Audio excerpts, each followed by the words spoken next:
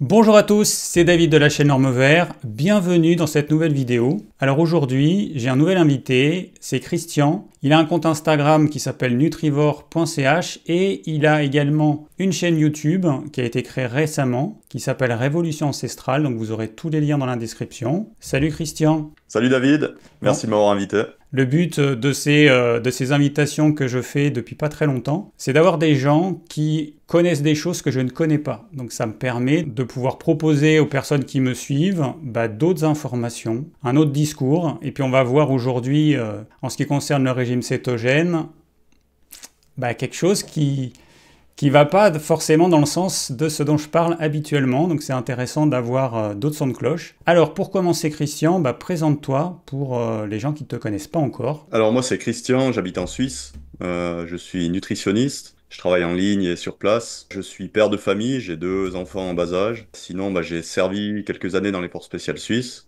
Et puis je suis passionné par, je dirais, la santé humaine, le fonctionnement du corps humain, l'histoire aussi de l'évolution humaine, et même on va dire de l'évolution du vivant, de manière générale, de plus en plus. Donc voilà un petit peu une présentation rapide. On va parler aujourd'hui d'alimentation et ce qui m'intéresse, c'est de savoir un petit peu ton expérience dans le régime cétogène. Voilà, tu m'as expliqué que tu l'avais expérimenté pendant un certain temps et que il y avait des petites choses qui allaient pas. Voilà. Et aujourd'hui, tu n'es plus en régime cétogène. Et tu nous expliqueras quel est ton régime alimentaire actuel. Mais voilà, ton expérience du régime cétogène. Pour commencer, moi j'ai fait des transitions alimentaires plusieurs fois dans ma vie. C'est-à-dire qu'au début, je mangeais normalement, on va dire, occidental, moderne. Après mes études en nutrition, je suis passé sur une alimentation un peu plus saine. Je mets des gros guillemets à ça. Un peu ce qu'on enseigne en école de nutrition. Ça correspond aussi à la période de ma vie où j'ai eu moins de vitalité et différents troubles inflammatoires qui sont apparus. Et puis, à force, je suis parti vers une alimentation un peu plus ancestrale, un peu, si tu connais un peu Weston Price, un peu ce que la fondation Weston Price, elle propose. Ensuite, je me suis tourné vers une alimentation qu'on appelle Animal-Based Diet, qui est assez proche de la diète carnivore, bien qu'il y ait des différences fondamentales quand même. J'ai pratiqué ça, enfin j'ai essayé ça pour moi, aussi parce que ça m'intéressait par rapport à ma clientèle de tester ce genre de méthode. Ça a très bien fonctionné. Et puis évidemment, quand tu es un peu dans l'animal-based diet, tu commences à ouvrir un petit peu le spectre, tu vois du carnivore, tu vois du cétogène, tu vois un petit peu tout ça. Et puis, à un moment donné, j'étais assez convaincu, ou en tout cas assez attiré par la diète cétogène ou céto-carnivore, et j'ai décidé en fait de tester ça. J'ai testé ça environ 4 mois peut-être, on va dire en tout cas 2 mois et demi de manière stricte, et puis un petit peu avant, un petit peu après, de manière un petit peu plus ouverte, c'est-à-dire peut-être avec une fois dans la semaine un repas qui n'était pas parfaitement cétogène. Mon expérience personnelle, elle a été un petit peu altérée aussi, donc j'essaie toujours de nuancer un peu mon expérience là-dedans, parce que j'ai eu un gros accident l'automne passé, 2 à 3 semaines après avoir vraiment commencé du cétogène, c'est-à-dire qu'en animal based, j'étais au début peut-être sur du carb modéré, puis ensuite gentiment du low carb. À ce moment-là, je travaillais 2 jours par semaine en forêt. Donc en low carb, tu es probablement déjà en cétose quand tu fais 8 ou 9 heures de bûcheronnage. C'est un métier très physique.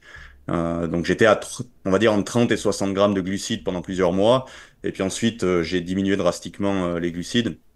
Et je suis entré vraiment en diète cétogène de manière assez stricte. C'est-à-dire que moi, ce qui m'intéressait dans le cétogène, c'est surtout le côté carnivore. Donc c'était vraiment de la diète céto-carnie à 99%. C'est-à-dire qu'il y avait peut-être 1%. Un, un petit pourcent avec des épices ou des choses comme ça. Peut-être une échalote par semaine dans une sauce ou 2 bouts de bolet pour aromatiser une sauce à viande. Mais vraiment purs produits animaux sinon. Avec des produits laitiers la plupart du temps. J'ai aussi essayé des phases sans produits laitiers. Et comme je dis, j'ai eu un gros accident au travail en forêt. J'ai le bassin qui a été écrasé par un tronc d'arbre. Donc c'était au niveau physique un traumatisme assez gros. Bien qu'il n'y ait rien qui ait cassé, heureusement. J'ai pas eu de fracture du bassin. Mais bon, bien abîmé, on va dire, à ce moment-là. Et j'étais en cétogène depuis 2, 3 semaines. À ce moment-là, ce que j'avais déjà remarqué, c'est que mon sommeil s'était pas mal dégradé. Donc, bon, on se dit, c'est peut-être un peu normal au début, il faut une adaptation. J'avais aussi fréquemment besoin d'uriner la nuit. On a plus besoin de manger du sel, des choses comme ça. Mais ça fait partie d'une adaptation et je pense qu'il y a forcément quelque chose là derrière. Donc après l'accident, j'ai décidé en fait de maintenir la diète cétogène parce que bon, je me suis dit que c'était probablement une bonne chose au niveau de l'inflammation générale. Et j'étais à ce moment-là assez convaincu que c'était probablement la meilleure chose à faire. Mais disons que les problèmes de sommeil ont perduré. Et au début, ils étaient forcément liés à l'accident parce qu'en fait, dès que je bougeais dans mon sommeil, ça me réveillait la douleur. En fait, j'avais des lancers au niveau du bassin. Mais après, ça s'est atténué. Puis je me réveillais toujours dans la nuit et j'avais vraiment de la peine en fait à dormir, donc des insomnies assez marquées. Je dirais une baisse générale de la vitalité aussi, qui peut en partie ou peut-être même en grande partie être due à l'accident. Donc tu vois que mon expérience personnelle, elle est spéciale. Je veux pas la prendre comme exemple. Forcément pour juger la diète cétogène parce il y avait cet accident. Maintenant, plusieurs mois après l'accident, j'avais encore pas retrouvé vraiment toute la vitalité, j'avais toujours des troubles du sommeil. Donc, pour faire court, au bout d'un moment, j'ai décidé de repasser sur plutôt du low carb, en remettant un petit peu principalement de miel, de lait cru, un petit peu de fruits ou de sirop d'érable, donc des glucides à faible toxicité et voilà, le plus naturel possible. J'ai eu une amélioration assez rapide au niveau du sommeil, bien que c'était encore pas parfait. Ça oscillait encore un petit peu. J'ai regagné un petit peu de vitalité, il m'a semblé. Mais après, je m'éloignais aussi de l'accident, donc ça peut aussi être une coïncidence, hein. Il y a quelques temps, j'ai vraiment décidé en fait repasser sur une alimentation animal-based, plus instinctive. Alors autant instinctive que ça peut être en étant un être humain avec un cortex préfrontal et une partie consciente très importante et le fait que tu dois bien faire des choix quand tu vas au supermarché ou que tu vas chercher ta nourriture à la ferme. Voilà, j'expérimente maintenant une diète plus instinctive et où j'attache très peu d'importance aux macronutriments. J'attache beaucoup plus d'importance à la qualité des aliments et à leur toxicité relative pour moi, individu, et pour l'espèce humaine. On parlera plus tard de certaines toxines.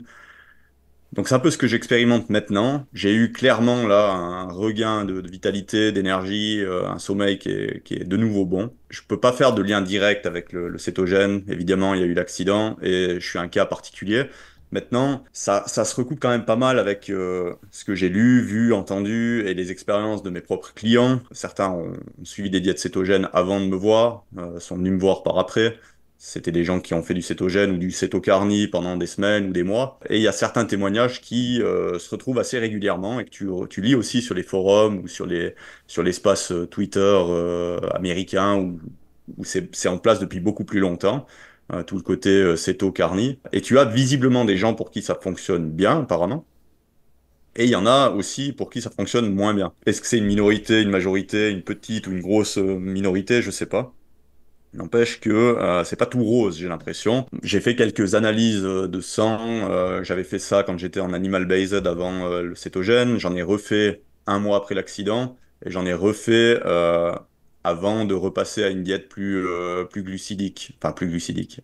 On pourra parler des ratios que j'ai, mais ça reste quand même très chargé en lipides. Et ce que je vois, en fait, c'est que mon insuline à jeun, en fait, elle était la plus basse quand j'étais en animal-based diet. Donc après, le fait d'avoir eu un accident, ça rajoute du stress dans l'organisme, du cortisol, etc. Donc il peut y avoir un impact comme ça. Mais c'est quelque chose que tu entends quand même parfois chez des carnivores ou des gens cétogènes, que l'insuline à jeun peut s'élever un petit peu plus. Alors moi, elle s'est pas élevée beaucoup, hein, elle est montée à 4, alors qu'elle était autour de 3,5 avant. Par contre, la glycémie est montée, c'est-à-dire que j'avais une glycémie en animal based à jeun qui était à 4,7, 4,8, là où j'aimerais être. Et un mois après l'accident, elle était à 5,5, je crois. Donc ça peut être dû aussi de nouveau au stress de l'accident, au fait que j'étais moins actif physiquement. Plusieurs mois après, quand j'ai refait des analyses, avant de réintroduire plus de glucides, j'étais à 5,7. Et là, ça commence à me déranger, parce que là, j'étais quand même loin de l'accident. J'étais en cétogène ou en très très low carb depuis un bon moment. Donc voilà un petit peu pour les analyses qu'il y a eu. Le bilan lipidique, il a aussi évolué voilà, d'une manière il est resté assez stable au niveau du cholestérol, etc. Disons que le HDL était plus élevé en animal based. Il est un petit peu descendu en cétogène. Les triglycérides sont restés stables. C'est-à-dire que j'ai un peu le phénotype LMHR. Je sais pas ce que c'est, hein. Je sais pas ce que c'est le LMHR. C'est ce phénotype qui est étudié beaucoup maintenant par Dave Feldman, Nick Horowitz aux États-Unis. Ils font des études là-dessus pour expliquer que sur des diètes low carb ou cétogènes, tu as un bilan ou un profil lipidique qui est complètement différent de si tu es en diète glucidique et que du coup, l'hypothèse, c'est que si tu as un cholestérol élevé dans ces conditions-là, c'est pas forcément néfaste pour la santé cardiovasculaire, parce qu'il n'y a pas forcément de troubles métaboliques derrière. Voilà, pour faire simple, le LMHR, pour ceux qui veulent aller voir. Donc j'ai un cholestérol élevé, un LDL élevé, un HDL très élevé et des triglycérides très bas, avec une glycémie, voilà, qui est celle que j'ai décrite avant. Après, les autres marqueurs qui ont beaucoup évolué, c'est qu'en animal-based diet, j'avais une testostérone normale, au-dessus du milieu de la plage. La SHBG était normale, la testo libre, du coup, était aussi normale, un petit peu au-dessus. Et j'ai eu une chute de 50% de mes niveaux de testostérone, libre et total, en cétogène. Donc, c'est les deux analyses que j'ai fait autour du cétogène et juste après. Ou juste quand j'ai décidé de changer. Donc ça fait une grosse différence. Donc on pourra parler de ces aspects plus tard. Ce qui a beaucoup changé aussi maintenant, c'est que je me lève plus la nuit pour uriner et que j'ai beaucoup moins besoin de saler ce que je mange. Voilà un petit peu l'expérience qui vaut ce qu'elle vaut. C'est-à-dire qu'il y a eu cet accident et puis ça reste une expérience purement personnelle. Et je pense qu'il y a des facteurs qui influencent beaucoup au niveau individuel, le fait d'être adapté ou pas à la cétose. Alors, je vais juste faire un petit commentaire. Alors, c'est vrai que le fait que tu as fait juste quelques mois de cétogène, pour moi, l'adaptation... Donc, moi, j'ai 50 ans, donc je pense que tu es plus jeune que moi. L'adaptation, elle demande pas 2 semaines, elle demande pas 1 mois. Moi, j'en suis venu à me dire que l'adaptation, la première partie de l'adaptation, ça va être 3 mois. Et pour avoir une adaptation plus poussée, alors Boris de la chaîne Sequoia Santé, il inclut l'adaptation des muscles, arriver à brûler correctement le gras, et ça se voit notamment quand tu as une activité physique et que tu arrives à pousser suffisamment loin. Alors que quand tu es pas céto-adapté, moi en tout cas je m'en suis rendu compte, j'ai eu une période, les premiers mois, même pendant le 2e et 3e mois, où je me rendais compte que l'activité physique, j'avais les pattes coupées et que je manquais vraiment de jus. Donc, voilà, donc déjà, à mon avis, c'est à peu près sûr que tu n'étais pas adapté. Ensuite, c'est vrai qu'il y a eu cette période de stress énorme, aussi bien psychologique que physique, que le manque de sommeil. Après, c'est normal aussi que ta glycémie augmente si tu dors pas bien. Donc c'est vrai qu'il y a tous ces facteurs et du coup le cétogène, tu as commencé, enfin pour moi, hein, tu as commencé à en faire l'expérience mais tu n'as pas pu aller au bout. Et en plus, l'accident, c'est clair que c'était pas du tout le bon moment pour aller dans le cétogène parce qu'en fait tu vas créer un autre stress. C'est-à-dire que pendant ton accident, tu étais en train de te céto-adapter, donc c'était un deuxième stress pour l'organisme. Voilà, donc ça, c'était pas évident. Au sujet du cétogène et ce que tu disais sur les forums, des gens qui disent qu'ils n'ont pas réussi le cétogène, c'est vrai que la question que je me pose toujours, ayant vu la difficulté que j'ai eue pour me céto-adapter, est-ce que les gens, ils ont bien fait les choses? Est-ce qu'ils ont vraiment ajouté suffisamment de gras? Est-ce qu'ils ont vraiment suffisamment ajouté de sel? Parce que, par exemple, quelqu'un comme toi, alors je sais pas ta taille, je sais pas ton poids, mais vu ton boulot, le gras ajouté, c'est vraisemblablement entre 200 et 250 grammes par jour, ce qui fait quand même beaucoup. C'est beaucoup quand tu es en cétocarnie. Quand tu manges des légumes comme moi, c'est plus simple parce que les légumes, c'est des éponges qui vont absorber le gras. Mais moi qui essayais de faire que du carni, juste pendant un jour, je me suis rendu compte qu'arriver à ajouter tout le gras dont j'avais besoin, parce que un homme adulte, qui ne fait pas grand-chose, 2000 kcal par jour, qui a une bonne activité physique, 2500 kcal, voire plus, ces calories, il faut bien les apporter. Donc tu as une certaine quantité de viande, tu ne peux pas faire exploser ton quota de viande parce que sinon, il y a une partie que tu vas transformer en glucose et donc tu ne vas pas arriver à te céto-adapter. Donc la viande, tu ne peux pas trop en manger, donc tes calories, elles viennent très très majoritairement du gras. Mais ça aussi, c'est la difficulté en fait. Le cétocarnie, moi, j'ai trouvé que c'était difficile d'ajouter suffisamment de gras s'il n'y a pas les légumes. Voilà, donc plein de petites remarques pour dire que c'est vrai que c'était pas le meilleur moment, je pense, pour toi pour tester ça. Et effectivement, du coup, l'expérience, elle est un peu mitigée parce que tu peux pas savoir si le cétogène t'a posé problème, parce que du coup, c'était pas assez long. Tu aurais fait une expérience d'un an de cétogène. Il y aurait eu ton accident, tu aurais prolongé pendant, je sais pas moi, 6 mois, 9 mois. Là, ok, tu aurais pu avoir une expérience suffisante, mais là, il manque un peu de temps, je pense, tu vois. Il manque un peu de temps. Mais bon, il n'empêche que, bon, c'était juste une petite parenthèse, il n'empêche que tu as quand même testé et que tu as eu un ressenti et que après tu as fait des recherches pour voir un petit peu ce qui pouvait poser problème dans le cétogène. Bah, du coup, c'est ça qui m'intéresse aussi, que tu partages un petit peu ce que tu penses aujourd'hui du cétogène. Alors, pas forcément lié à ton expérience, parce que comme tu l'as dit, bon, c'était pas le meilleur moment, mais plus sur les recherches que tu as faites, parce que tu as étudié un petit peu tous les modes alimentaires. Donc dans le cétogène, en gros, si je résume ma question qui fait 3 km de long, dans le cétogène, qu'est-ce qui, à ton avis, peut poser problème? Là, je vais donner un avis où j'ai pas, comment dire, tu sais, moi j'aime bien un peu poser le niveau de confiance que j'ai sur un sujet. Par exemple, sur les huiles végétales, j'ai un très haut niveau de confiance sur mon opinion. Sur le cétogène, sur les rapports de macronutriments idéaux pour l'être humain, etc., mon niveau de confiance, il est très modéré. C'est-à-dire que je recherche encore beaucoup, je teste, j'écoute.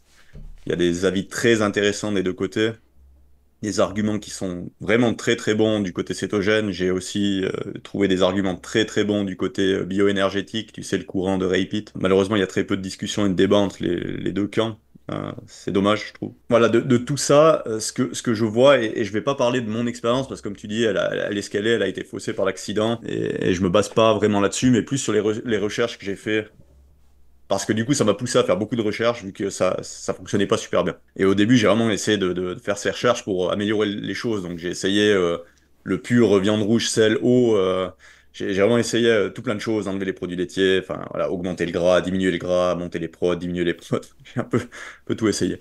Donc ça m'a permis aussi d'écouter pas mal de voix dans le milieu, anglophone surtout, et puis par la suite un petit peu francophone aussi. Donc mon opinion que j'ai maintenant, bah, je le base un peu sur l'écoute que j'ai eue de certaines personnes qui ont fait des expériences beaucoup plus longues dans le cétogène, qu'elles soient réussies ou pas, et aussi de médecins qui ont suivi pas mal de monde dans le cétogène ou dans le cétocarnie, avec différents degrés de succès. Et je trouve il y en a qui sont très nuancés là-dessus, qui disent que ça marche très bien pour certains, puis un peu moins pour d'autres. Le docteur Kierbatkar, le docteur Saives, par exemple, qui sont pourtant sur du low carb ou du cétogène, et qui nuancent quand même un peu le succès que ça peut avoir chez tout le monde. Les problèmes que je vois régulièrement, on a parlé des insomnies. Je trouve que c'est un problème qui est assez récurrent, que tu lis, que tu entends beaucoup, que j'ai vécu moi, qui peut être dû à l'accident. J'ai vraiment l'impression que c'est un truc assez récurrent, que le sommeil est pas bon, et c'est assez logique quand tu comprends comment fonctionne le corps, le sommeil par rapport au cortisol, par rapport à certaines hormones de stress, etc.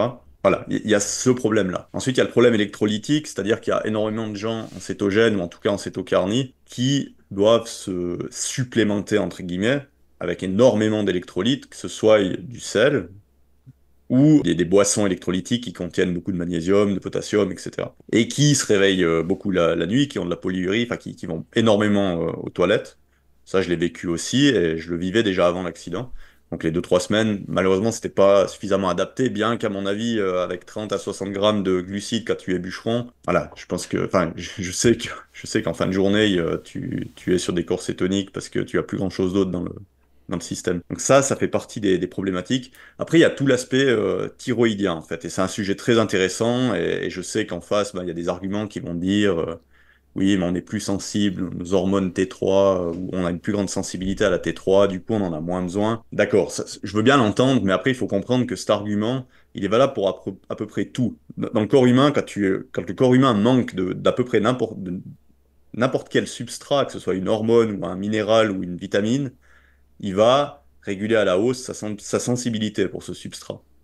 Donc, il n'y a rien d'étonnant à ce que si tu es carencé, entre guillemets, si tu as une T3 qui est basse, c'est pas étonnant que les tissus s'hypersensibilisent à la T3. Ça ne veut pas pour autant dire que cette hypersensibilisation, elle compense la perte que tu as de ton niveau T3. Et tu as des signes fréquents, et je pense que ce n'est pas le cas chez tous les gens en cétogène ou en cétocarnie. Tu as des signes dans les bilans sanguins, par exemple, ou hormonaux, où tu vois une prégnénolone qui descend très bas. Et en contrepartie, tu as pourtant des niveaux de cholestérol qui sont très élevés. Donc il y a visiblement une conversion de du cholestérol en prégnénolone qui se fait mal au niveau des mitochondries. On sait que la T3, elle y joue un rôle central. Et la prégnénolone, bon, vous allez me dire à quoi ça sert, bah, c'est c'est la mère de toutes les hormones stéroïdiennes, hein. Donc derrière, il y a le cortisol, il y a toutes les hormones sexuelles, tous les androgènes, la testostérone, etc. La progestérone, l'aldostérone aussi. Donc en fait, si ta prégnénolone elle est faible et qu'en plus, sur une diète comme ça, en tout cas dans les premières phases, tu as une augmentation des niveaux de cortisol, tu peux très rapidement en fait vider ton réservoir de prégnénolone et du coup avoir des niveaux d'androgène pour un homme ou pour une femme de progestérone, euh, enfin, pour les deux finalement, parce qu'on a autant les hommes que les femmes les deux de ces hormones, tu peux avoir ces niveaux qui descendent pas mal. C'est quelque chose que moi je vois dans des bilans sanguins ou hormonaux de gens qui sont venus chez moi après des phases cétogènes ou cétocarnie pendant longtemps. Et on voit sur ces bilans, quand il y a de l'antériorité, tu vois ces niveaux qui descendent, tu vois la TSH qui commence un petit peu à monter des fois, sans que ce soit non plus affolant. Tu vois la T3 qui descend, la prégnénolone qui descend, les androgènes qui descendent, le cortisol qui a tendance à monter. Pas chez tout le monde, de nouveau, je pense que là, il y a des sensibilités individuelles. Et il y a très souvent bah, cet aspect d'aller beaucoup aux toilettes. Et j'imagine que si l'aldostérone, elle est faible, ça explique aussi que tu n'arrives pas à faire une rétention de ton sodium et que tu as besoin de saler énormément ce que tu manges. Et est-ce que d'un point de vue évolutionniste, c'est une bonne chose? Je ne sais pas. Voilà, j'ai quand même des doutes des fois par rapport à tout ça. Là, je suis resté vraiment dans ce qui est bilan sanguin, des trucs assez précis. Mais après, on peut aller sur des trucs un peu plus larges par rapport à tout ça. Bah, c'est vrai que moi, je me pose plein de questions, hein. Ça fait pas longtemps que je fais le cétogène. J'ai expérimenté certaines choses. Pour l'histoire de la polyurie, ça a été compliqué pour moi d'ajouter suffisamment de sel au départ, parce que je pensais que, comme tout le monde, que j'allais faire exploser mon cœur, que mon système cardiovasculaire allait exploser avec tout ce sel. Aujourd'hui, bah, je mange très salé. Je bois aussi de l'eau qui est un petit peu salée. Et en termes de fréquence urinaire, je suis à un rythme normal, de coloration des urines, c'est pareil, une coloration normale. Pour l'instant, j'ai trouvé mon équilibre. Mais effectivement, il y a beaucoup plus de sel qu'avant. Et je me pose effectivement la question de est-ce que nos ancêtres y mangeaient aussi salé? Alors, il y a des anthropologues qui nous disent que si l'humain il a pu développer un tel cerveau, c'est notamment parce que il vivait sur les côtes des océans, des mers, le long des fleuves.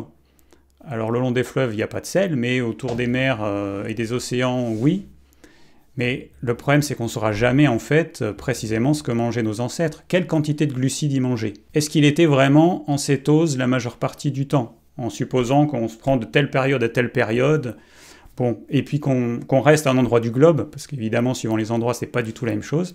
Il y a plein d'interrogations. Je sais qu'aujourd'hui, on a tendance à dire, enfin, ceux qui prônent le régime cétogène, ils ont tendance à dire que l'humain, il était en cétose et tout ça. Peut-être, mais en fait, on ne pourra jamais savoir la quantité de glucides. Donc, il y a plein d'interrogations autour de ce sujet-là. Et il n'y a pas longtemps, j'ai lu un livre sur le potassium. L'auteur, qui est un médecin, il nous dit que nos ancêtres du paléolithique, ils mangeaient, je crois, l'équivalent de à peu près 2 grammes de sodium par jour et 6 grammes, si je ne me trompe pas, enfin 2 grammes de sodium et 6 grammes de potassium. Donc, et ce potassium, il venait de végétaux. Voilà. Alors, je ne sais pas. Pourquoi il dit qu'il venait des végétaux? Ça m'intéresse quand même. Pour lui, cette quantité de potassium venait d'une consommation beaucoup plus élevée de végétaux. C'est un peu un mythe de croire qu'il y a peu de potassium dans la viande. Il y a beaucoup plus de potassium pour 100 grammes dans de la viande que dans la vaste majorité des végétaux. Tu as 450 mg de potassium par 100 grammes de viande rouge, sachant qu'un homme préhistorique pouvait manger probablement 1 à 2 kg de viande rouge. Bah, tu fais ton calcul, tu es à 5 à 10 grammes de potassium juste par la viande. Potentiellement, hein. Les études qui ont été faites au début du XXe siècle sur les Inuits, ils mangeaient 2,5 kg à 5 kg de viande rouge maigre. Et là, moi, ça me fait... Enfin, il y a des choses qui sont assez incroyables par rapport à ce qu'on sait de la consommation de protéines. Donc, ça veut dire qu'ils mangeaient 10 grammes de prod par kilo de poids de corps. Ce qui, pour un occidental comme nous, va nous mettre en toxicité au niveau ammoniaque, etc., assez rapidement. Après, on sait que les Inuits ont eu des mutations génétiques assez fortes. En termes de potassium, ça fait beaucoup de potassium. C'est-à-dire si tu prends une viande fraîche, tu as beaucoup de potassium, mais tu n'as quasi pas de sodium, en fait. Justement, tu vois. Ouais. Et il y a un peu ce mythe, c'est vrai que les gens me disent souvent, mais je vais trouver où mon potassium? Quand on a une diète qui est riche en produits animaux, je dis, bah, t'en auras jamais eu autant, presque. Tu vois? Alors en animal-based diet, c'est encore moins problématique parce que tu peux avoir quelques fruits, des choses comme ça, ou qui contiennent en plus du potassium. Mais je dirais même en cétocarnie, le problème du potassium, à mon avis, c'est un épouvantail voilà, qui n'en est pas vraiment un, sauf dans le cadre justement de problèmes électrolytiques, mais qui peuvent en plus être dus sur du cétocarnie à des stockages d'oxalate temporaires qui vont vraiment te carencer fortement au niveau potassium. Donc ça peut vraiment te vider au niveau minéral. Donc ça, c'est un sujet vraiment à part. Mais voilà, le potassium, je suis pas vraiment convaincu que ce soit un problème. Maintenant, bah, tout l'aspect alimentation ancestrale, c'est vrai que c'est quelque chose que j'ai beaucoup fouillé. C'est un peu mon domaine de prédilection. Et je vais quand même dire quelque chose qui va étonner les gens, mais c'est pas parce que nos ancêtres préhistoriques mangeaient d'une manière que c'est forcément la meilleure manière qu'on a de manger. Parce que ça fait écarquiller les yeux hein, d'entendre ça, mais concrètement, Australopithèque, s'il avait continué à manger comme ses ancêtres, il n'y aurait pas eu Homo habilis. Hein. Il a quand même décidé à un moment donné de manger plus de produits animaux, ce qui a été une évolution positive pour l'espèce, entre guillemets. Il faut quand même rester un peu nuancé. Puis notre histoire évolutive, c'est pas juste 3 ou 4 millions d'années. Hein. Le vivant, c'est une évolution de plusieurs centaines de millions d'années, peut-être milliards d'années. Hein. Alors là, je peux me tromper. Mais c'est très vieux, on doit prendre tout l'aspect, parce qu'à la fin, dans nos cellules, ce qui gouverne un peu tout, c'est le métabolisme énergétique et c'est les mitochondries. Et les mitochondries, elles ont été intégrées dans des organismes cellulaires ou unicellulaires il y a extrêmement longtemps. Et à cette époque, qu'est-ce qu'on trouvait comme substrat énergétique? Je crois savoir que, après je peux me tromper, mais il me semble que les premiers substrats énergétiques, c'était les glucides. C'est pas étonnant, parce que si tu regardes dans l'organisme humain, il y a des cellules qui ne peuvent pas fonctionner sans glucides. Ça n'est pas vrai, le contraire n'est pas vrai.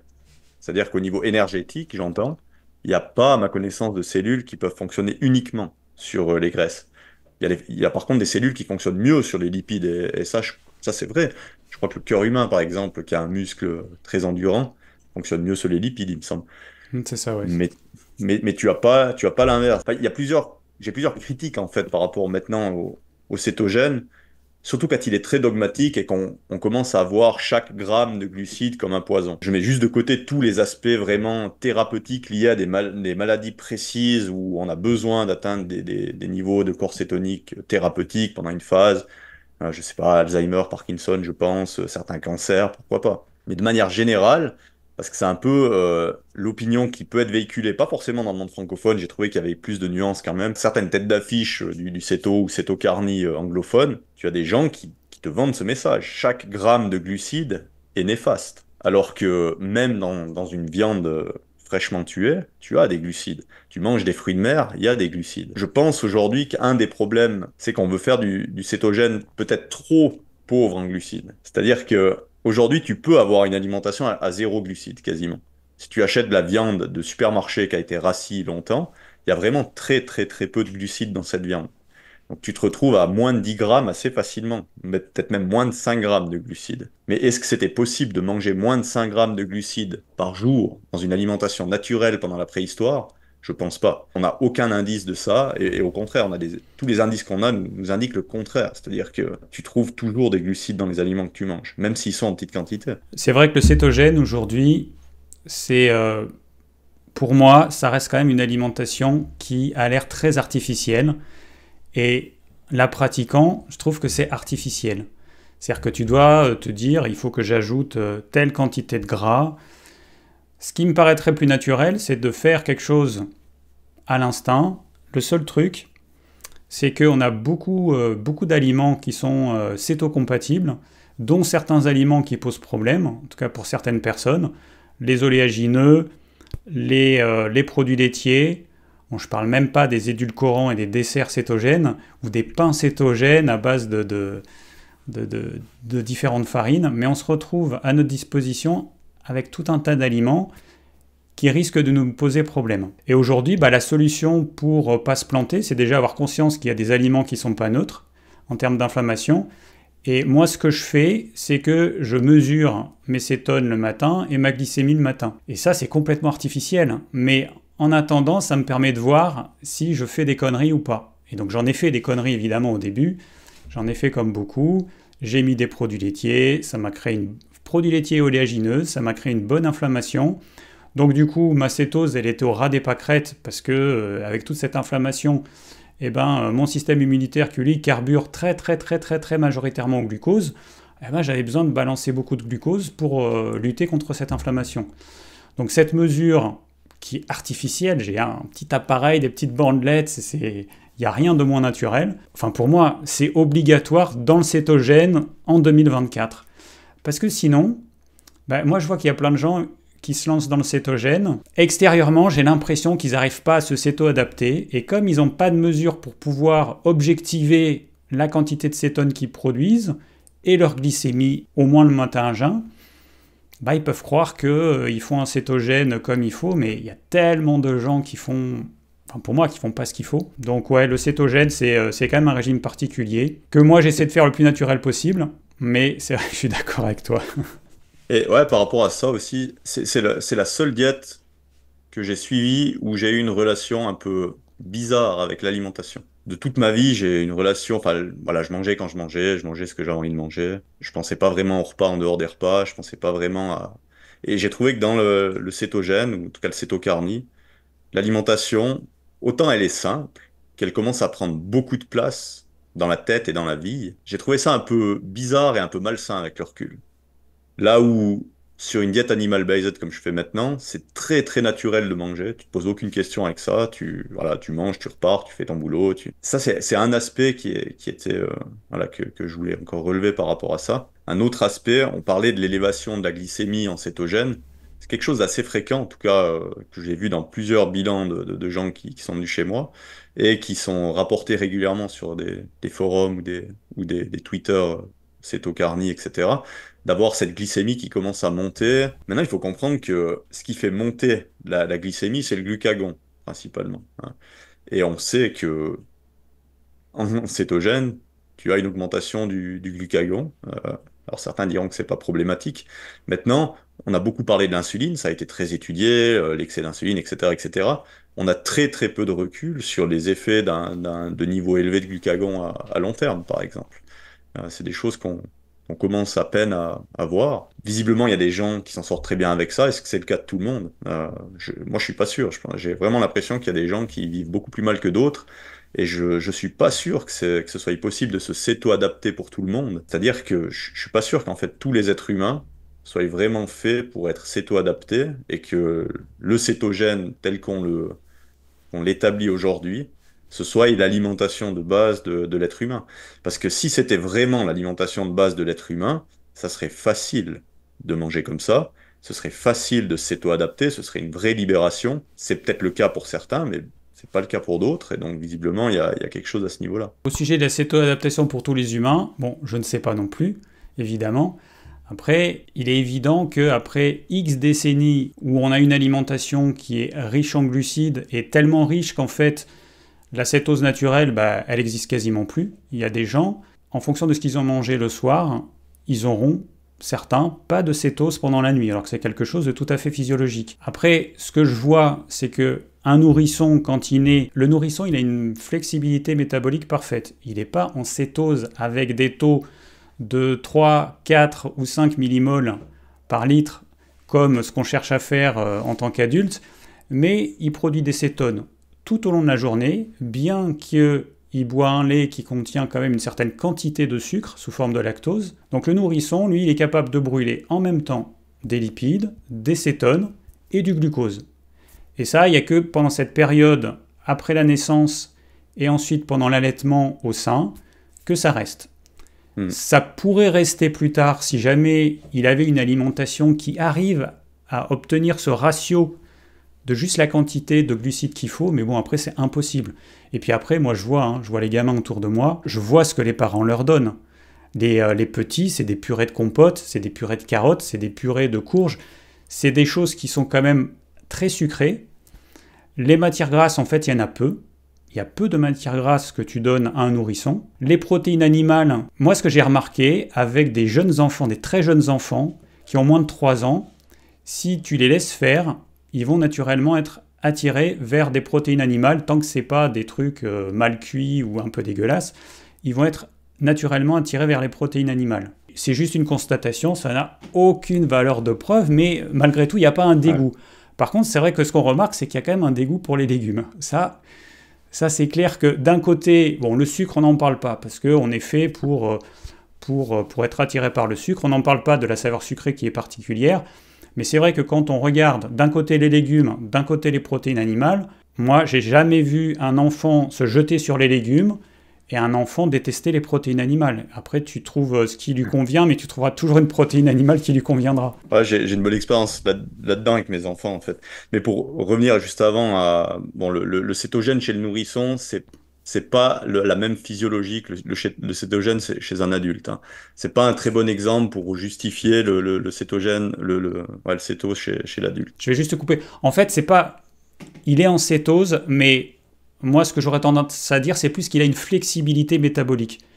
Tu vois, c'est vrai que j'ai utilisé le mot cétogène, mais c'est plus une flexibilité métabolique. C'est-à-dire qu'il est capable de gérer différents substrats énergétiques, mais il est clairement pas en régime cétogène comme nous adultes. Voilà, c'était juste la petite précision. Ouais, exactement. Après, ben moi je vois avec mes enfants, en fait, tu as vraiment une attirance pour les produits animaux, effectivement, mais aussi, en fait, pour les produits sucrés, que ce soit du miel, des fruits ou des choses comme ça. Donc même des aliments bruts, sucrés que tu peux trouver dans la nature. Alors après, on peut bien sûr discuter des fruits modernes, des fruits anciens, etc. Hein. Mais il y a cette attirance pour le sucre. Et c'est quand même un truc, moi, qui m'a longtemps fait me poser des questions, y compris quand j'étais en cétogène. C'est tout cet aspect instinctif. Pourquoi? Et ça, c'est une question à laquelle j'ai pas de réponse si je veux me mettre du côté cétogène. Pourquoi l'être humain a-t-il encore cette attirance profonde pour les glucides et pour le goût sucré, si c'était fondamentalement mauvais d'en manger? C'est vraiment illogique d'un point de vue évolutionniste.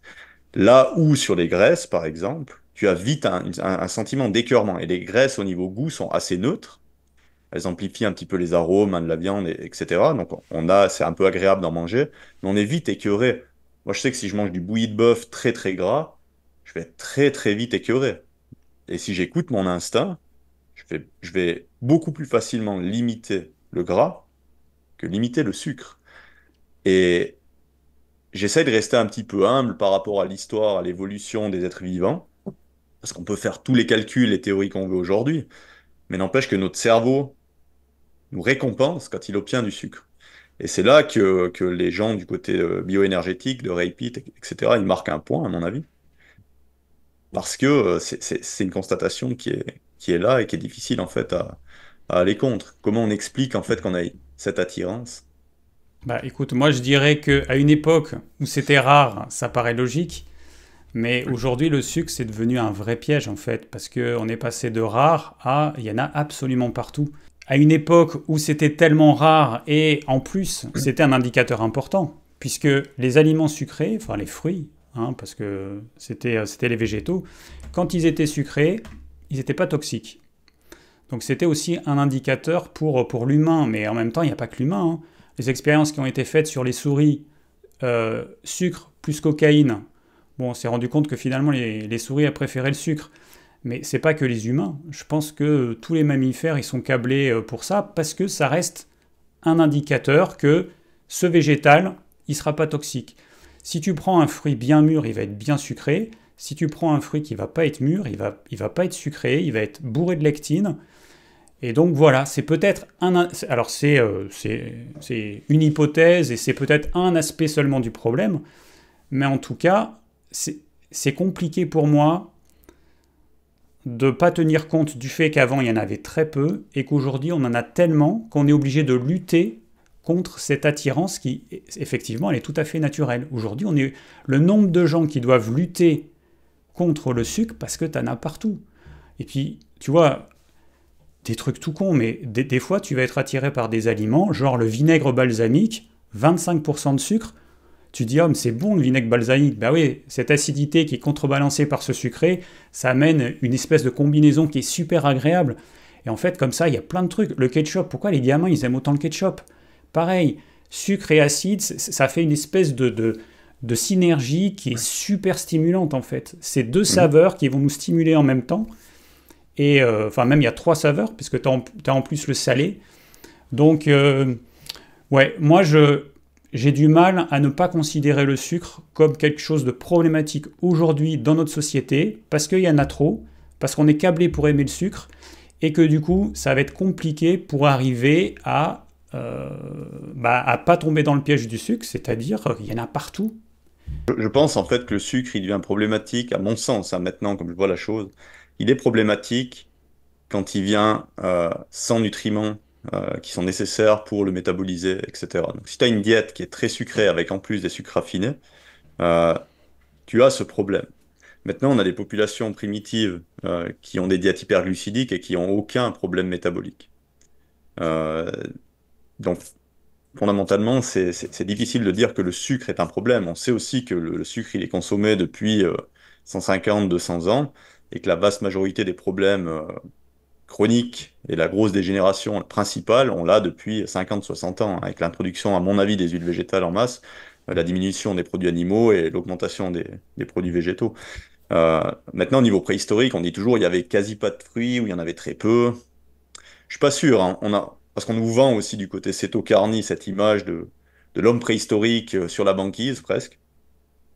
Faut savoir qu'Homo sapiens, il est arrivé très tard en Europe, hein. Pendant très longtemps, il est resté près de l'équateur. Il y a quelques populations qui ont essaimé, ça, déjà d'avant Homo erectus, ça a donné Néandertal, Denisoviane, etc. On a un tout petit reste génétique lié à un métissage avec eux, mais Homo sapiens, il est resté très longtemps près de l'équateur. Alors oui, la préhistoire, il y a eu des périodes plus froides, plus sèches, etc. Mais sur l'équateur, même si c'est plus frais, plus sec, tu as quand même des fruits qui poussent. Parce que si tu vas dans la toundra ou tu vas dans les Alpes en Europe, tu as pendant plusieurs mois des fruits, des baies à disposition, des baies sauvages. Il y en a beaucoup. J'ai été me promener typiquement en Laponie, donc on était dans le cercle polaire, on était vraiment très très au nord. Et je peux imaginer que ça ressemblait peut-être au pire moment de la préhistoire sur l'équateur. Et bah tu avais pendant plusieurs semaines, suivant l'altitude où tu étais, donc ça pouvait même être plusieurs mois, des myrtilles à profusion. Et il n'y avait pas que des myrtilles, tu as des mûres arctiques, il y a d'autres baies comme ça qui sont comestibles. Et évidemment, elles ont que 5, 6, 7% de sucre pour 100 grammes. Enfin, c'est 7%, 5-6 grammes pour 100 grammes. Mais tu en as quand même. Et quand tu veux en manger, tu peux en manger en masse. Et donc, ça veut dire que l'accès, il n'était pas permanent, c'est sûr. Mais quand tu avais accès au sucre, fructose, glucose, etc., tu pouvais avoir accès en masse. Dans la jungle, il y a beaucoup de miel aussi. Il y a énormément de sortes d'abeilles qui ne piquent pas, qui font des ruches. Ceux qui ont été visiter les Hadza, etc., ils le disent. Ils mangent beaucoup de miel dans la jungle. Donc, quand tu as accès au sucre, tu en as accès beaucoup, à beaucoup de sucre. Si fondamentalement le sucre était autant négatif pour le développement et la santé humaine que ce qu'on dit, jamais l'évolution aurait favorisé le maintien d'une attirance autant forte pour ça. Ça fait aucun sens pour moi, aucun sens. Euh, Maintenant, effectivement, dans la société moderne, le sucre, faut voir qu'est-ce qui contient le sucre. Souvent, c'est des féculents qui viennent avec des toxines végétales, et en plus, c'est des produits transformés qui viennent avec des additifs alimentaires, et souvent le sucre dans ces produits, c'est du sirop de fructose glucose. Donc là, il y en a qui vont dire oui, c'est le même sucre. C'est pas vrai. Je suis désolé, ça n'est pas vrai. On parlera du deutérium plus tard. Ça n'est pas vrai. Le sucre industriel, il est beaucoup plus chargé en deutérium, et en plus, il y a des traces de solvants, etc., etc., etc. Et souvent, tu as un ratio glucose-fructose qui est complètement défavorable et que tu ne trouves pas dans la nature. Dans un fruit, le ratio, il est d'environ 50-50.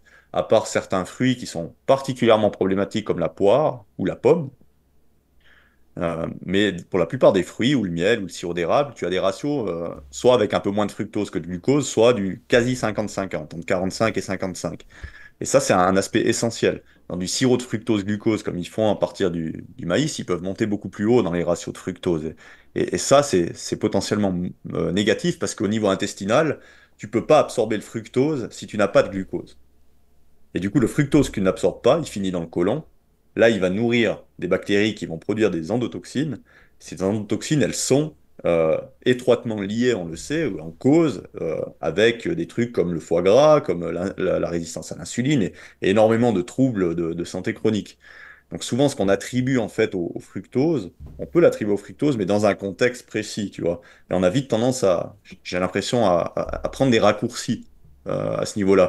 Et pourtant, j'ai aussi été très très critique à l'égard du sucre et surtout du fructose pendant longtemps. Mais après avoir passé en revue un peu plus de travaux et écouté un petit peu les avis du camp d'en face, je dirais, je suis devenu un peu plus nuancé. Et je suis moins confiant en fait de dire que le sucre est fondamentalement mauvais. Je suis de loin pas sûr que ce soit le cas. Je pense que c'est un bon épouvantail comme l'ont été les graisses saturées pendant un moment. Alors oui, au sujet du sucre, c'est vrai que pour moi, c'est hyper compliqué de parler du sucre. Pour l'instant, j'ai tendance à dire que le sucre, c'est un poison. Mais la problématique, c'est évident que c'est une question de quantité et c'est une question de fréquence. Pour moi, la problématique aujourd'hui, c'est que les gens, ils en mangent trop. Alors, je ne parle pas du cétogène, je ne parle pas de nos régimes alimentaires, je parle de monsieur et madame tout le monde. Ils en mangent trop, et ils en mangent trop tout le temps, toute l'année. Quand tu parlais des fruits qu'il y a dans la nature, moi je dis aux gens, baladez-vous toute l'année, par exemple en France, dans n'importe quelle région de France, et essayez de vous nourrir, supposons qu'on prenne l'exemple des fruits, de fruits. Vous verrez que vous allez vite mourir de faim parce que vous vous rendrez compte qu'en fait, la saisonnalité des fruits, elle est, enfin des fruits sauvages, je parle, elle est hyper réduite. On va trouver le plus de fruits en milieu d'été, fin d'été, automne, mais tu ne peux pas te nourrir 365 jours par an avec les fruits qu'il y a naturellement dans la nature. Donc déjà, il y a une saisonnalité, et on le voit bien avec les animaux. Les ours, et puis une bonne partie des animaux qui mangent des fruits, ils mangent les fruits les plus sucrés qui sont les fruits fin d'été, automne. Le but, c'est de se faire du gras, en fait, tout simplement. Ça va leur permettre de pouvoir passer l'hiver avec une bonne réserve énergétique qu'ils auront stockée. Mais notre problème aujourd'hui, c'est que nous, on ne fait pas ça. On n'a pas cette alternance avec les saisons. Les fruits, les pommes, il y en a 365 jours par an. Les bananes, il y en a 365 jours par an. Il y a quelques fruits qui ont une saisonnalité, comme les cerises, comme les fraises. Mais cette saisonnalité, elle est énormément élargie. Par exemple, les fraises. Moi, les fraises, je suis dans le sud-ouest de la France. Normalement, ça commence courant mai. Moi, sur mon marché, j'en ai depuis début mars. Début mars, parce que c'est des fraises qui poussent en serre. Donc ça va aller de début mars jusqu'à je ne sais plus quel mois. Mais tu vois, tu passes de 2 mois à peu près pour la fraise, enfin la fraise pleine terre, à, je sais pas moi, 4-5 mois. Et le problème, il est là aujourd'hui, c'est que comment tu peux te reconnecter à tes instincts si tu trouves des fruits, même sur les petits marchés, qui sont là beaucoup trop tôt et beaucoup trop tard. Tu vois, c'est hyper compliqué. Donc pour moi, je parle même pas du sucre, je parle uniquement des fruits. Aujourd'hui, c'est hyper compliqué si on ne se rend pas compte qu'en fait, il n'y a plus de saisonnalité pour les fruits. Et moi, j'ai été frugivore pendant quelques mois en Amérique du Sud, donc j'étais sous les tropiques. Et le truc qui m'a vraiment marqué, c'est que donc j'y étais, c'était en Guyane française, au Suriname et au Guyana. C'était de mi-octobre jusqu'à fin janvier. Et en fait, ce qui m'a marqué, c'est qu'il n'y avait aucun fruit dans la jungle. Il n'y avait aucun fruit. En fait, on était frugivores, on était un groupe de 4, enfin après on est passé à 3, et on était obligé d'aller demander aux gens si on pouvait cueillir leurs fruits. On allait dans des vergers sauvages, enfin sauvages, un peu à l'abandon, pour pouvoir récolter les fruits dont on avait besoin. Les fruits, alors parfois on a trouvé des manguiers sauvages, mais c'était hyper rare. Et ça, c'est un truc qui m'a choqué. Donc c'était il y a longtemps, c'était il y a 28 ans, mais l'image d'Épinal de dire que dans la jungle, il y a des fruits à profusion. Déjà, on n'est pas les seuls, parce qu'il y a quand même les animaux qui sont là, puis ils sont quand même plus agiles pour aller cueillir les fruits qu'il y a en hauteur. Mais moi, c'est un truc qui m'a marqué. Donc, à l'époque, j'ai vu que les fruits, quand même, il n'y en avait pas partout dans la jungle. Là, dans ma campagne, je me rends compte qu'il n'y en a pas partout non plus. Il y en a à certains moments. Et comme tu as dit, avec les Inuits et tout, c'est vrai qu'il y en a, à un moment donné, il y en a beaucoup, mais sur une période qui est relativement courte. Et là, par contre, ça me paraît tout à fait logique. Je vais manger beaucoup de fruits, peu importe, même si je prends du gras et tout, peu importe, mais au moins, ça va s'arrêter, et j'aurai X mois pour pour faire une espèce de petit jeûne de fruits et ne pas avoir les impacts de la consommation de fruits tout le temps, toute l'année. Moi, j'en ai consommé trop toute ma vie et j'ai vu les méfaits que ça pouvait avoir sur mon corps. À 22 ans, quand je suis revenu d'Amérique du Sud, j'avais des douleurs dans le dos. Je me suis fait faire une radio de toute la colonne vertébrale et le médecin, il m'a dit que j'avais un début d'arthrose, que ma colonne vertébrale, elle était en train de se déminéraliser. Et c'était même pas 4 mois. Hein. Même pas 4 mois de consommation de fruits. Donc j'ai vu ce que ça faisait en fait. Et c'était des fruits mûrs. Par contre, c'était des fruits tropicaux. Ouais, bien sûr. Après, bon, le frugivorisme, c'est vraiment pas quelque chose que je vais te défendre, hein. C'est une alimentation, à mon avis, pour l'être humain qui est totalement carencée Je en suis d'accord. nombreux nutriments. Je veux dire, il y a pas, t'as quasi pas de protéines. Enfin, voilà. Il y a- C'est pas étonnant que tu aies été déminéralisé sur une alimentation comme ça. Après, je sais pas qu'est-ce que tu mangeais comme fruits. Il y a des fruits exotiques qui sont très très chargés en oxalates. Et ça, typiquement, pour te déminéraliser et faire de l'arthrose, c'est le bingo, quoi, hein. J'ai mangé, pour te dire, banane, mangue, euh, il y avait des agrumes, des oranges, des mandarines, pas mal de noix de coco, de lait de coco frais, et puis du coup, on mangeait de la gelée de noix de coco. Les noix de coco, comme on trouve en Europe où la chair est dure, là-bas on ne le mangeait pas, on le jette. Hein. Et voilà, un petit peu de goyave. Mais tu vois, ça tournait autour de ces Mm. quelques fruits. Donc je sais Ouais. pas, mais non, mais c'est complètement déséquilibré, quasiment pas de protéines.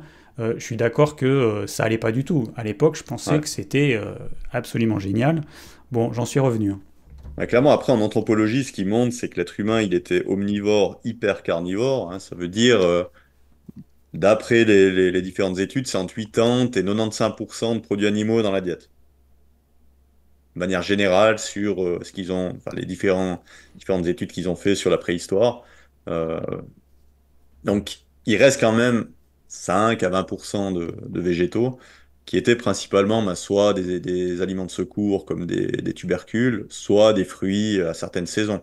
Maintenant, ça n'enlève pas l'aspect glycogène ou viande fermentée, typiquement chez les Inuits, où tu as pas mal de sucre dans une viande fraîche. C'est-à-dire que tu commences à avoir deux.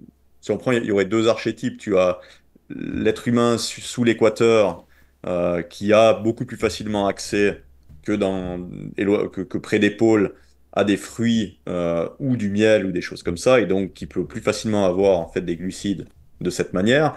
Et si tu t'éloignes, ben, la saison des fruits, elle est beaucoup plus courte. C'est des fruits plus petits, moins sucrés, etc., etc. Il y a moins d'abeilles, il y a moins de miel. Par contre, tu as des animaux qui ont plus de glycogène. Et s'il fait vraiment très froid, la rigor mortis, elle ne survient pas ou très peu. Donc, tu as du glycogène dans ta viande pendant plusieurs jours, plusieurs semaines. Euh, et si tu manges en plus toute la bête, ce qui faisait probablement, eh ben, quand tu manges du foie ou des choses comme ça, tu as 8 à 10% de sucre, hein, dans du foie.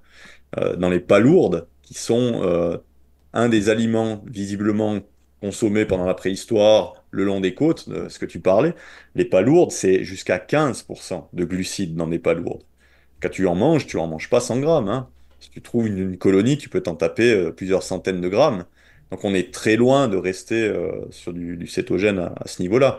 C'est pour ça que ayant un petit peu fouillé tout ça, j'ai pas l'impression que ce soit il y a un aspect important, l'aspect macronutritionnel. Du moment où tu as euh, un- une teneur suffisante en protéines dans ton alimentation, alors après on peut discuter, certains diront 10%, d'autres 15%, moi je suis plus sur du 25, 30 à peu près, parce que j'aime aussi beaucoup la viande. Mais du moment où tu as ça, après comment tu composes ta diète entre les glucides et les lipides, euh, je pense que si tu y vas à l'instinct, c'est ce que j'essaye de faire depuis quelques temps, à l'instinct, bah, je me retrouve à quasiment couper la poire en deux, tu vois, avec souvent un petit peu plus de lipides quand même, parce que moi j'adore le fromage et puis le fromage est très gras. Euh, mais on dit souvent qu'on n'a pas de mécanisme de satiété sur le sucre, et c'est pas vrai, hein. Ils ont trouvé des mécanismes de satiété qui fonctionnent très bien, par contre, qui sont très sensibles à différentes lectines, toxines, etc. Donc ça, c'est un autre aspect. Et du reste, il y a des gens qui surmangent facilement s'ils mangent des féculents, comme du blé ou des choses comme ça. Là, on a tendance à s'empiffrer. Par contre, sur du miel ou des fruits, c'est très très dur de s'empiffrer, moi je trouve. Et même quand je me limite pas et que j'ai le pot de miel et que je peux jouer à Winnie l'ourson avec le pot de miel, franchement, après 3 4 cuillères, j'ai plus envie, hein. Je préfère aller me sortir un bout de fromage et finir au fromage, tu vois. Et là, j'expérimente vraiment à l'instinct en me limitant pas du tout sur ces choses-là. Et j'ai pas tendance à manger autant de sucre que j'aurais pensé, en fait. Mais je reste sur des sources de glucides qui sont naturelles et qui, à mon sens, sont beaucoup moins toxiques que les féculents. Bah justement, tant qu'on y est, dis-nous un petit peu ce que tu manges, parce que je pense que les gens ils doivent se poser des questions. Qu'est-ce que tu manges concrètement? Ouais. Bah, une grosse partie de produits animaux, principalement de la viande de ruminants et des produits laitiers. Parce que j'adore ça et que j'ai testé sans ou avec et que ça va très bien avec, même mieux, pour moi en tout cas. J'ai de la chance probablement. Euh, un petit peu de fruits de mer, mais bon, c'est pas trop local chez moi, donc c'est assez rare que j'en mange. Un petit peu de poisson aussi, c'est un peu difficile aujourd'hui à trouver des poissons de qualité, donc très peu. Et puis de temps en temps, pour varier, on va essayer d'avoir du porc ou de la viande blanche, mais de très bonne qualité. Si possible, des porcs d'alpage, comme on dit chez nous, voilà, qui sont en extérieur, qui sont généralement bien nourris. Enfin, bien nourris, voilà, avec des guillemets.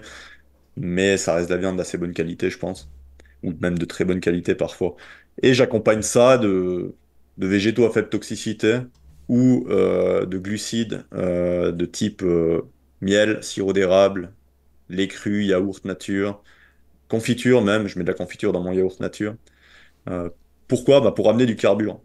Euh, pour amener du carburant. Parce que souvent on entend dire oui, mais c'est pas essentiel, etc. La réalité, c'est que dans la diète humaine, si tu te nourris que de ce qui est essentiel, tu arrives à 200 ou 300 calories par jour. Après, le reste, il faut amener du carburant. Soit tu amènes des graisses, soit tu amènes des glucides, soit tu amènes un mix des deux. Et maintenant, bah, soit tu vas sur du cétogène, soit sur du bioénergétique comme voilà, Repeat avec énormément de glucides. Ils ont quand même des lipides, mais moins. Soit tu y vas un peu à l'instinct, comme j'essaie de faire maintenant. Et donc voilà un petit peu l'alimentation. Donc un repas, tu vois, ça peut être une entrecôte parisienne avec un petit peu de sel dessus, beaucoup moins que quand j'étais en cétogène du coup. Et puis avec ça, bah, je vais peut-être en hiver, c'était un peu de la compote aux pommes avec du sirop d'érable dedans pour rééquilibrer justement le glucose-fructose. Donc là, c'était intentionnel qu'on mettait du sirop d'érable parce au niveau local, bah, il y avait quasiment que les pommes. Maintenant, bah, il y a les fraises qui sont là de saison déjà chez nous. Ça peut être une poignée de fraises, 1 ou 2 cuillères de miel si j'ai envie. Et donc voilà à quoi ça ressemble. Et on va se dire oui, mais c'est beaucoup plus de glucides que ce qu'on trouvait à la préhistoire, etc., etc. Et probablement que oui. Mais comme j'ai dit à un moment donné, c'est pas parce qu'on en trouvait moins que c'est forcément mauvais d'en manger plus. Tu vois ce que je veux dire? Hmm. Comme je disais, Australopithèque, à un moment, il a commencé à trouver plus de produits animaux, puis à en manger plus, puis ça a été bénéfique pour son évolution. Je suis pas sûr que ce soit forcément mauvais de consommer un peu plus de glucides de ce type-là, pour autant que le reste de ta diète soit solide au niveau micronutritionnel. C'est-à-dire que si tu as tous les micronutriments pour traiter l'énergie, pour traiter le carburant plutôt, pour en tirer de l'énergie, donc les vitamines du groupe B, etc., les minéraux, eh ben, je pense que c'est une bonne source de carburant, les glucides. Et si c'était pas une bonne source de carburant, faut qu'on m'explique pourquoi, même chez des gens céto-adaptés, et même chez une espèce qui, soi-disant, du coup, serait faite pour du cétogène, pourquoi on a toujours du glycogène musculaire et du glycogène hépatique? Pourquoi le corps maintient ça? En tout cas, le glycogène musculaire, parce que le glycogène hépatique, bon, on peut toujours justifier en disant que c'est pour nourrir le cerveau ou les érythrocytes ou les gonades. Mais le glycogène musculaire, on en a. Et on l'utilise même si on est céto-adapté. Alors Euh, que alors on moi, pourrait stocker que du gras, hein. oui, mais moi je pourrais te donner une réponse, c'est que suivant le type d'activité physique, tu vas plutôt utiliser ou ton glycogène ou plutôt tes lipides. Et Mais typique, pourquoi, si les lipides sont supérieurs? non, c'est juste que dans un cas, tu as un carburant qui s'enflamme très vite, et dans un autre cas, c'est un petit peu comme, alors je sais pas quel carburant on pourrait, moi je m'y connais pas en voiture, mais un carburant qui brûlerait très vite, et puis un autre, peut-être comme le gasoil, un carburant qui brûle plus lentement. Donc en fait, si tu es soumis à un stress intense et que tu dois te carapater, Le corps, il a quelques secondes pour régler ça, et c'est le glucose que tu vas utiliser. Pour les trucs explosifs, tu vas utiliser le glucose. Si par contre tu dois courir pendant je sais pas combien de temps, là tu vas pouvoir utiliser le gras. Donc au niveau évolution, ça a du sens, puisque même les carnivores, ils ont du glycogène. Même les félins, ils ont du glycogène. Donc le problème, c'est pas Enfin, pour moi, c'est une des réponses en tout cas. C'est que on en a besoin, c'est comme tout. En fait, les organismes vivants, ils sont super bien faits en fait. T'imagines, la nature, elle a fait en sorte qu'on puisse avoir à sa disposition des carburants différents en fonction de l'intensité de l'activité physique qu'on va avoir. Bah, c'est génial. La problématique, c'est aujourd'hui que nous, les humains, en 2024, on ne sait plus quoi manger, on se pose des questions à n'en plus finir. Est-ce qu'il faut plus de glucides, moins de glucides? Voilà. Mais par rapport à ce que tu disais au sujet des glucides, donc toi, ce que tu fais aujourd'hui, et moi, ce que j'ai compris du cétogène, c'est que, bon, le cétogène, c'est un état particulier. Il faut être assez strict parce que sinon, tu sors de cétose. Si tu sors de cétose, tu produis peu de corps cétonique. Si tu n'as pas suffisamment de corps cétonique, l'organe qui a besoin impérativement de corps cétonique, c'est ton cerveau. Tes muscles, ils peuvent utiliser le gras. Donc tes muscles, ils n'ont pas besoin de corps cétonique. Ils vont l'utiliser au début, quand tu n'es pas céto-adapté, c'est normal. Mais ensuite, le problème, c'est ton cerveau. Et ton cerveau, si tu ne consommes pas assez de gras, ou alors si ton niveau de glucose est trop élevé et que ça t'empêche de produire assez de corps cétonique, ton corps il doit se dépatouiller qu'avec le glucose. Soit tu en apportes assez dans ton alimentation, si tu n'en apportes pas assez, ton corps il va devoir faire de la néoglucogénèse. Et c'est ça la problématique, c'est que si tu n'es pas en cétose suffisamment forte pour nourrir ton cerveau, tu es obligé ou d'apporter du glucose, ou alors ton corps il va le créer à partir du glycérol et de certains acides aminés. Ouais, c'est surtout les acides aminés, hein, principalement. Mais bon, après, la néoglucogénèse en cétogène, tu l'as en permanence, hein. C'est-à-dire que tu peux la réguler un peu plus à la hausse ou à la baisse, mais tu as tout le temps de la néoglucogénèse en cours, parce que si tu amènes aucun glucide alimentaire, tu dois forcément maintenir ta glycémie à un certain niveau, parce que tu as des tissus et des cellules qui ne peuvent fonctionner que sur le glucose. Donc c'est pour ça que tu as forcément des niveaux de glucagon, en tout cas même chez quelqu'un qui est céto-adapté, qui seront plus hauts. Euh, et chez certains, bah, tu as justement cette tendance à avoir cette glycémie qui finit par monter, parce qu'il y a cette résistance à l'insuline périphérique, physiologique, effectivement, parce que le tissu musculaire, il veut économiser le glucose pour d'autres tissus qui en ont vraiment besoin. Et du coup, ben, cette glycémie, elle reste un peu élevée. Il y a toute cette histoire de suppression de l'insuline. Certains sont pas d'accord avec ça. Ceux qui ont mis ça en avant, c'est des gens pourtant qui sont sur du céto low carb, comme le docteur Rob Sives, et qui voient visiblement ça de manière assez régulière chez les vétérans du céto ou du céto carni. Pas chez tous, il le dit, mais chez certains, il dit que l'insuline, au bout d'un moment, elle est plus stimulée par un repas protéiné. Normalement, en cétogène, en tout cas au début, tu as des stimulations insuliniques quand tu manges suffisamment de protéines avec du gras. Ça va stimuler la GLP-1 qui va déclencher une réponse insulinique. Apparemment, ça, au bout d'un moment, chez une partie des gens, je ne sais pas quelle est la proportion, ça se passe de moins en moins. Et du coup, tu as comme une carence en insuline, parce que l'insuline, elle joue énormément de rôle dans le corps humain. Et tu as plus assez en fait d'insuline pour qu'elle joue ses rôles essentiels. Euh, Après, visiblement, il y a des gens qui n'ont pas ce problème. Il y a des gens qui n'ont pas de glycémie qui monte avec les années, qui arrivent à maintenir une glycémie basse. Mais bon, c'est comme tout, hein. C'est comme tout. Il n'y a aucun régime alimentaire qui sera universellement bon pour tout le monde. Génétiquement, si chacun, on faisait une analyse génétique, bah on saurait qu'on a un petit peu de telle ethnie, un petit peu de telle autre ethnie, et peut-être que ça nous aiderait d'ailleurs, je sais pas. Mais oui, on n'a pas mangé tous la même chose. On se doute bien que si nos ancêtres, ils venaient, je sais pas moi, de Polynésie, s'ils venaient de telle partie d'Afrique, s'ils venaient de telle partie de la Russie, du nord de la Russie, bah, c'était pas du tout les mêmes aliments. Donc oui, moi je suis d'accord, on n'a pas tous tous la même génétique, donc on ne doit pas tous forcément manger la même chose. Et juste pour... parce qu'après, on va passer à ces plantes qui ne nous veulent pas que du bien. Ma conclusion par rapport au régime cétogène, ce serait aujourd'hui peut-être tout simplement que le régime cétogène, on ne doit pas le faire tout le temps, toute l'année. Peut-être qu'effectivement, comme nos ancêtres, qui avaient une période plus cétogène en hiver, en tout cas nos ancêtres qui étaient sous nos latitudes, peut-être qu'ils avaient une période, enfin probablement qu'ils avaient une période cétogène en hiver. D'ailleurs, je suis en train de regarder un documentaire sur Arte qui parle de ce que mangeaient les humains à la préhistoire. On se rendait compte qu'ils avaient une alimentation, alors sous nos latitudes, ils avaient une alimentation très carnée. Et effectivement, ils mangeaient un petit peu de végétaux, mais c'était fluctuant en fait. Tu vois, moi je vais faire mes courses au marché toutes les semaines. Je sais que j'ai un approvisionnement dans certains végétaux toutes les semaines. Mon frigo, il va jamais en manquer. Si jamais on manque d'un truc, je sais pas si en Suisse il y a eu la même chose, mais en France il y a eu la pénurie de moutarde pendant le début de la guerre en Ukraine. T'imagines la pénurie de moutarde?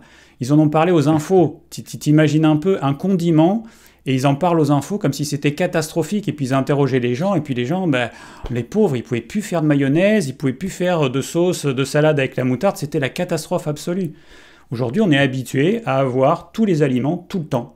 Et si jamais il nous manque un aliment, c'est la catastrophe. Voilà, donc la problématique, elle est aussi là. Donc moi, je me dis, peut-être faire une alternance tout au long de l'année. Et du coup, pour moi, ce serait manger des fruits à la belle saison, un petit peu de fruits. Alors je mangerai probablement moins qu'avant, parce que j'en mangeais quand même beaucoup.